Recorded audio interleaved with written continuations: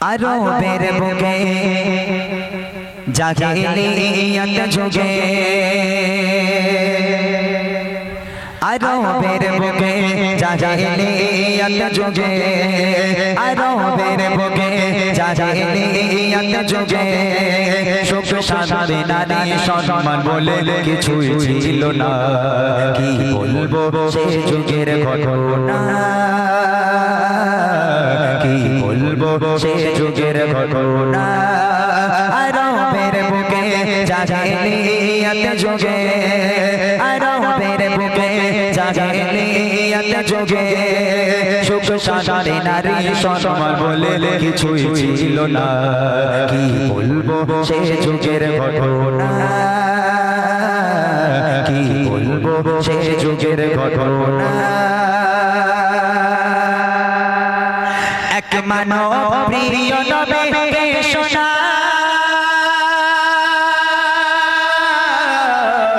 ডুবে আছি হে নবী আমি গুনাহ। এক মানব প্রিয় নবীকে শোনা, ডুবে আছি হে নবী আমি গুনাহ। কি হবে আমার উপায় বলেন হে নবী আমায়, কি হবে আমার উপায় বলেন হে নবী আমায়। পাবো কি ক্ষমা আমি নাকি ভুলের ক্ষমা নাই। খোদা দিল আমায় কথা শ্মশান দুনিয়ায়, খোদা দিল আমায় কথা শ্মশান দুনিয়ায়। নিজে হাতে করে দিলাম তারে মৃত্যুর যন্ত্রণা।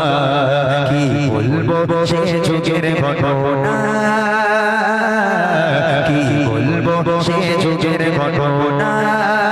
আরবের বুকে জাহেলিয়াত যুগে, আরবের বুকে জাহেলিয়াত যুগে সুখ শান্তি নারী সম্মান বলে কিছুই ছিল না। কি বলবো সে যুগের ঘটনা, কি বলবো সে যুগের ঘটনা।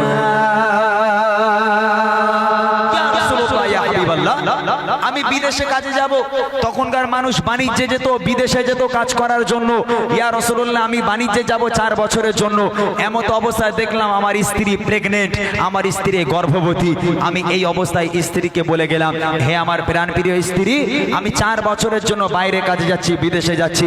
আমি যাবার পর যদি আমার পুত্র সন্তান হয়, ছেলে সন্তান হয়, সুখবরটা আমাকে দিও। আর যদি কন্যা সন্তান হয় বাঁচিয়ে রাখার দরকার নেই, আতুর ঘরের মধ্যে তাকে গলা টিপে হত্যা করে ফেলো। খবরদার মেয়ে হলে যেন বাঁচিয়ে রেখো না, তাহলে আমি তোমাকে জিন্দা রাখবো না। বাপ বলে বিদেশে চলে গেল।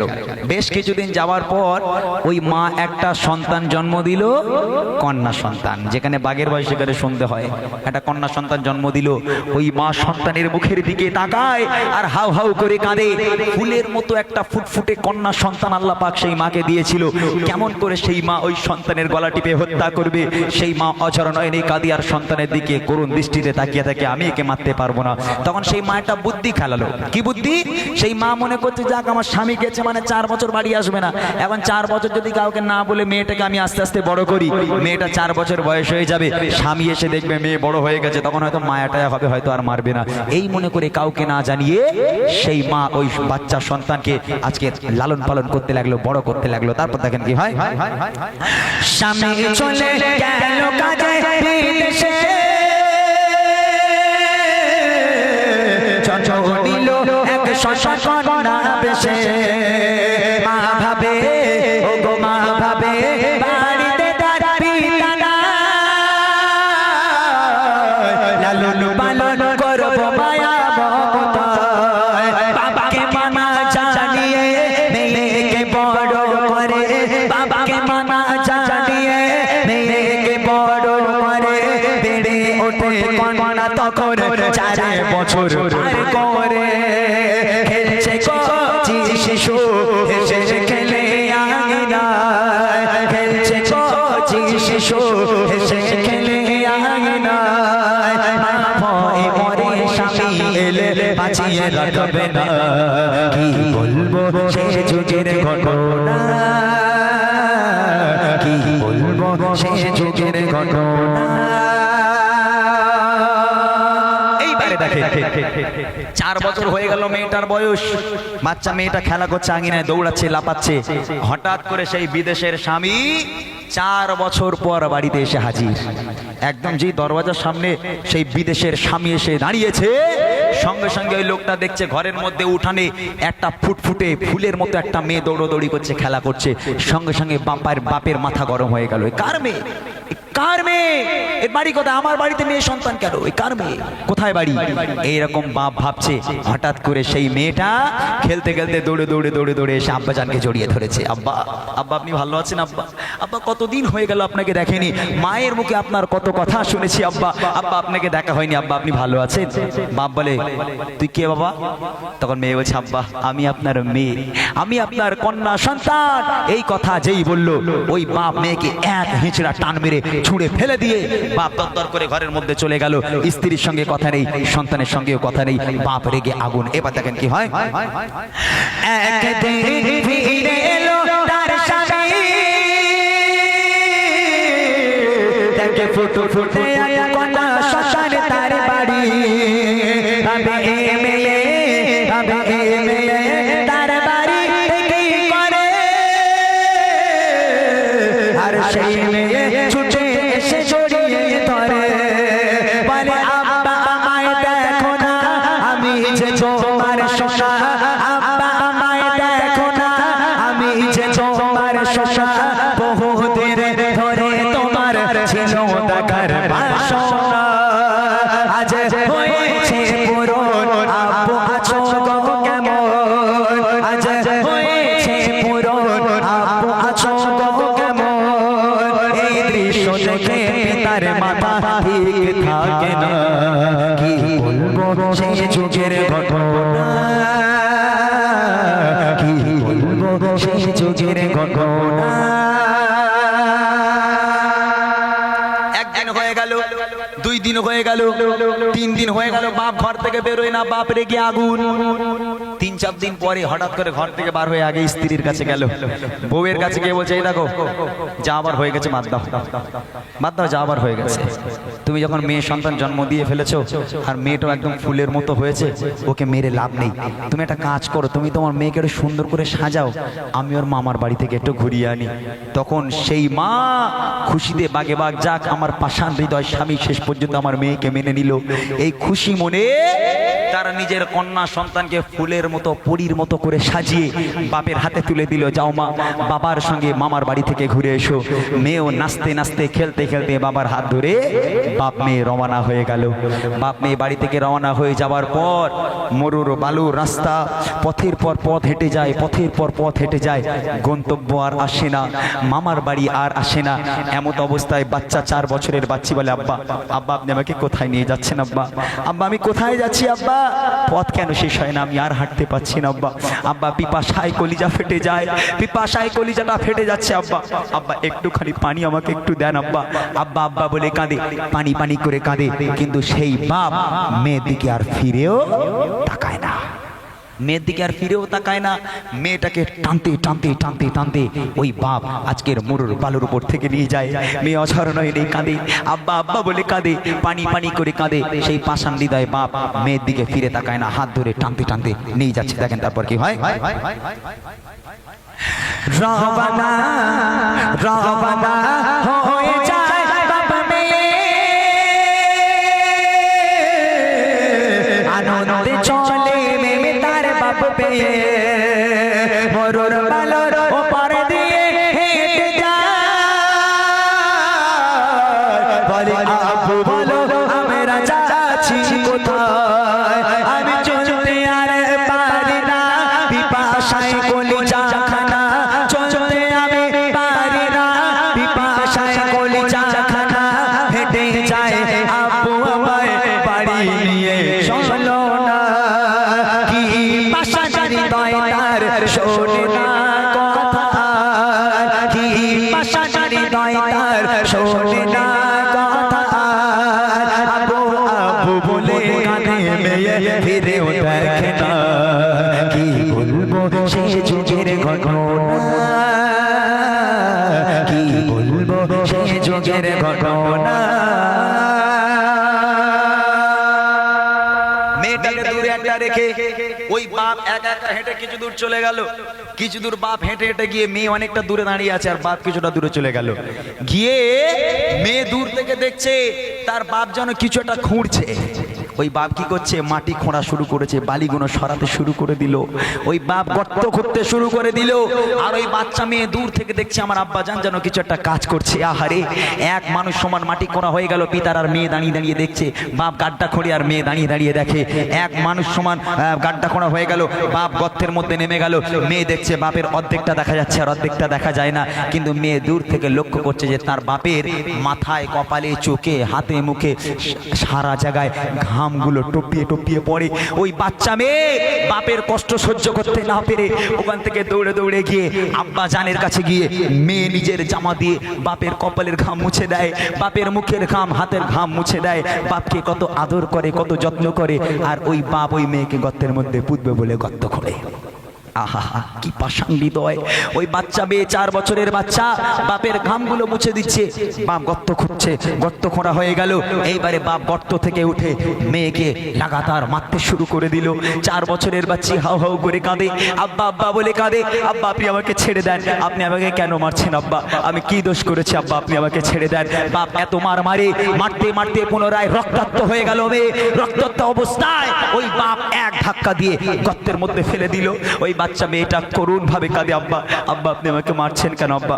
আব্বা আপনি আমাকে ছেড়ে দেন আব্বা, আব্বা আপনি আমাকে ছেড়ে দেন। আপনি যদি না চান কখনো আপনার বাড়িতে যাব না, আপনি যদি না চান কখনো আপনাকে আব্বা বলে ডাকবো না। আব্বা আপনি আমাকে প্রাণে মারবেন না আব্বা, আব্বা আপনি আমাকে ছেড়ে দেন। করুণ ভাবে কাঁদে, আব্বা আব্বা বলে কাঁদে। ওই পাষাণ হৃদয় বাপ মেয়ের কোনো কথা শোনে না।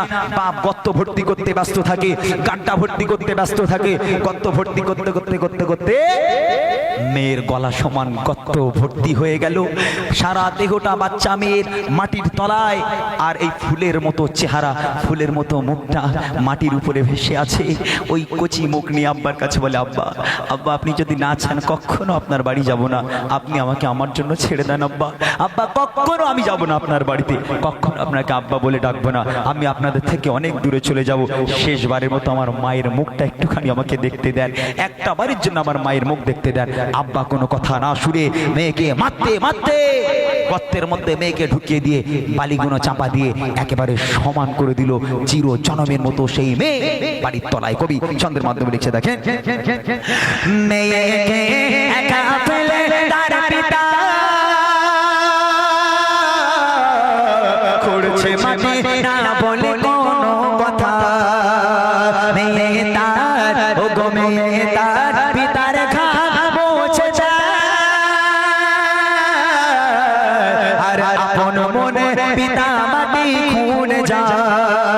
এক মানুষ মাটি খুঁড়ে পিতা মেয়ের হাত ধরে, এক মানুষ মাটি খুঁড়ে পিতা মেয়ের হাত ধরে টেনে টেনে দিল ঠেলে মেয়ে যায় গর্তে পড়ে। কাঁদে কচি সোনা আবু আমায় মেরো না, কাঁদে কচি সোনা আবু আমায় মেরো না। মাটি চাপা দিতে থাকে মেয়ের কথা শোনে না। কি বলবো সে যুগের ঘটনা, কি বলবো সে যুগের ঘটনা। এই কথা শোনার সাথে সাথে আমার আপনার নবী এত কান্না সেদিন কেঁদেছিল। আমার নবী পাক কোনোদিন এত কান্না কাঁদেনি, এত কান্না আমার নবী পাক কেঁদেছে।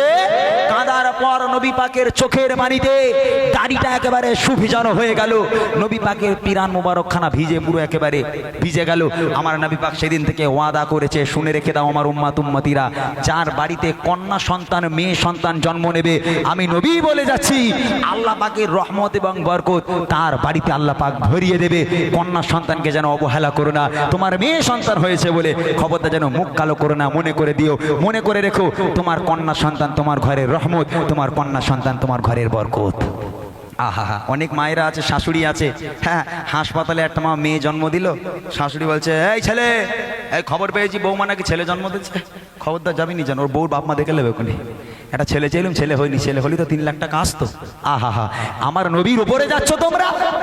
হ্যাঁ, আমার নবী পাক বলে যায়, যার বাড়িতে কন্যা সন্তান জন্ম নেবে আমি নবী ওয়াদা করছি তার বাড়িতে কোনোদিন অভাব হবে না। তোমার মেয়ে সন্তান তোমার রহমত, তোমার মেয়ে সন্তান তোমার বরকত। সেদিন থেকে নারীদের সম্মান আল্লাহ রাসূল অনেক বাড়িয়ে দিয়েছিল। শেষ কথায় কবি লিখছে দেখেন, মাটির তলে দেহ মুক্তি বার করে কেঁদে কেঁদে বলে আপু দাও ছেড়ে, শেষ পার ও গো শেষ পার মাকে দেখতে দাও না। মাটি চাপা দিয়ে দিল মুখখানা, আহা কি পাষাণের হৃদয় একটু কি দয়া না হয়, আহা কি পাষাণের হৃদয় একটু কি দয়া না হয়। এই কথা শুনে প্রিয় নবীর কেঁদে বুক ভেসে যায়, বলে নবী আমিরা তোমার কন্যা শশায়, বলে নবী আমিরা তোমার কন্যা শশায়। ঘরের রহমত বরকত সবই অবহেলা করো না, কি বলবো সে যুগের ঘটনা, কি বলবো সে যুগের ঘটনা। আরবের বুকে জাহিলিয়াত যুগে, আরবের বুকে জাহিলিয়াত যুগে সুখ শান্তি নারী সম্মান বলে কিছুই ছিল না, কি বলবো সে যুগের ঘটনা, কি বলবো সে যুগের ঘটনা, কি বলবো সে যুগের ঘটনা।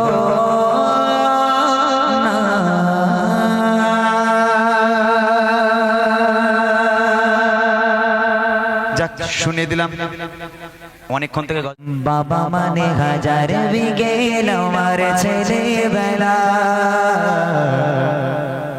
বাবা মানে রোজ সকালে পুতুল পুতুল খেলা। বলে এই গজলটা আমার বুড়ো গলায় গাইলে কি আর মানায়? ভাল লাগবে, আমি গাইলে ভাল লাগবে, ভাল লাগবে, একবার দেখবো কে। বাবা মানে হাজার বিকেল আমার ছেলেবেলা, বাবা মানে রোজ সকালে পুতুল পুতুল খেলা, বাবা মানে হাজার বিকেল আমার ছেলেবেলা, বাবা মানে রোজ সকালে পুতুল পুতুল খেলা। বাবা মানে কাছে ভালো যাচ্ছে ভালো দিন, বাবা মানে জমিয়ে রাখা আমার অনেকের ঋণ। আমি যত এলো মেলো বলে বাবা তুমি সময় মতো সহজ সমাধান, জীবনের টানা পরে কিছু না জানি, আমার গানের স্বরলিপি তোমার মাঝে খুঁজি। বাবার কাছে হই না কালো আমি কোনো দিনই, বাবাটাকে আদর করে তোমায় সোনামণি। বাবার কাছে হই না কালো আমি কোনো দিনই, বাবাটাকে আদর করে আমায় সোনামণি। বাবা মানে হাজার দিকে আমার ছেলেবেলা, বাবা মানে রোজ সকালে পুতুল পুতুল খেলা। ছোটবেলা জানি দেয় সকাল সাজে, আমি বড় হইনি আজ বাবা তোমার কাছে, চিরদিন থাকবে বলো তুমি আমার হয়ে, বেলা শেষে মা বলে ডাকবে বলো সারা জীবন ধরে, বেলা শেষে তুমি আজ অনেক অভিমানী, কেউ না জানো আমি জানি তোমার সোনামণি। বেলা শেষে তুমি আজ অনেক অভিমানী, কেউ না জানো আমি জানি তোমার সোনামণি। বাবা মানে হাজার বিকেল আমার ছেলেবেলা, বাবা মানে রোজ সকালে পুতুল পুতুল খেলা বাবা মানে হাজার দিকে আমার ছেলেবেলা বাবা মানে রোজ সকালে পুতুল পুতুল খেলা বাবা মানে কাছে ভালো যাচ্ছে ভালো দিন বাবা মানে কাছে ভালো যাচ্ছে ভালো দিন বাবা মানে জমিয়ে রাখা আমার অনেকেরই বাবা মানে হাজার বিকেল আমার ছেলেবেলা বাবা মানে রোজ সকালে পুতুল পুতুল খেলা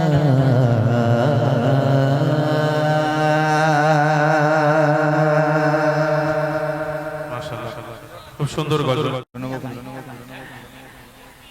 ওই পাহাড়কে যদি প্রশ্ন করো সৃজরে জরেছে কে তোমাকে ভাষাহীনা এক জবাব পাবে আমার প্রভু সেজে আল্লাহ মোহাম্মদ ওই নদীকে যদি প্রশ্ন করো সৃজরে জরেছে কে তোমাকে তার জবাব পাবে আমার প্রভু সেজে আল্লাহ মোহাম্মদ ওই পাহাড়কে যদি প্রশ্ন করো সৃজরে জরেছে কে তোমাকে ভাষাহীনা এক জবাব পাবে আমার প্রভু সেজে আল্লাহ মোহাম্মদ ওই নদীকে যদি প্রশ্ন করো সৃজরে জরেছে কে তোমাকে তার জবাব পাবে আমার প্রভু সেজে আল্লাহ মোহাম্মদ ওই পাহাড়ে বলো নদী সাগরে বলো সবই যে তোমার দয়ায় অপরাধ ওই পাহাড়ে বলো সাগরে বলো সবই যে তোমার দয়ায় অপরাধ সেজে আল্লাহ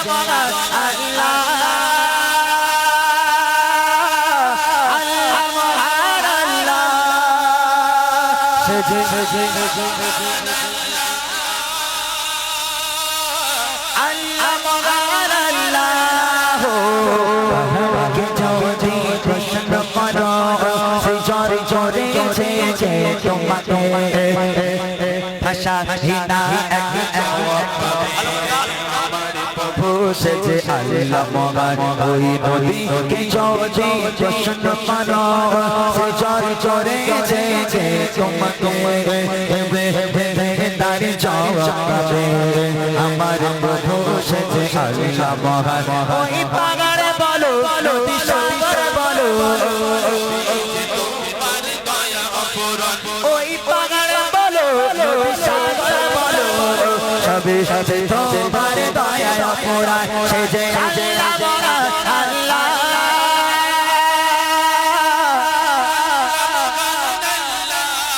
আহা সেজে আল্লাহ মহান আল্লাহ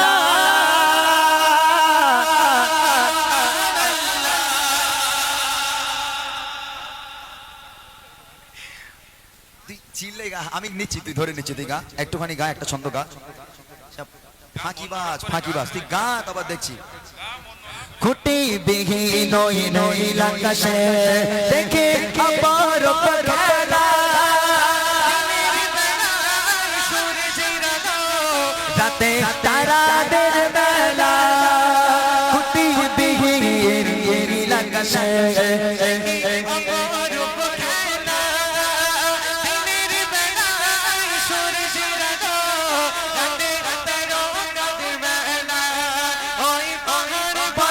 নদী সাগর বলো সবে তোমার দয়ায় অপরাধ ওই পাহাড় বলো নদী সাগর বলো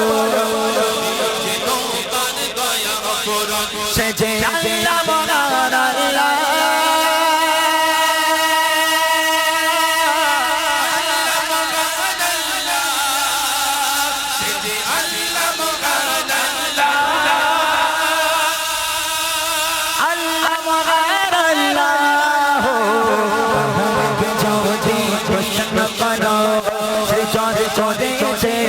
তোমাকে ভাষাহীনা এক জবাব পাবে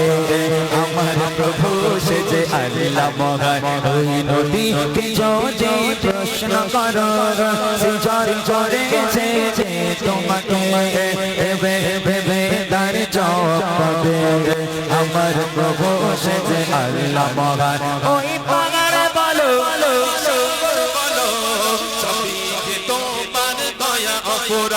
ওই পাগার বলো নদী সাগর বলো সবে যে তোমার দয়া অপরাধ সে যে আল্লাহ মহান আল্লাহ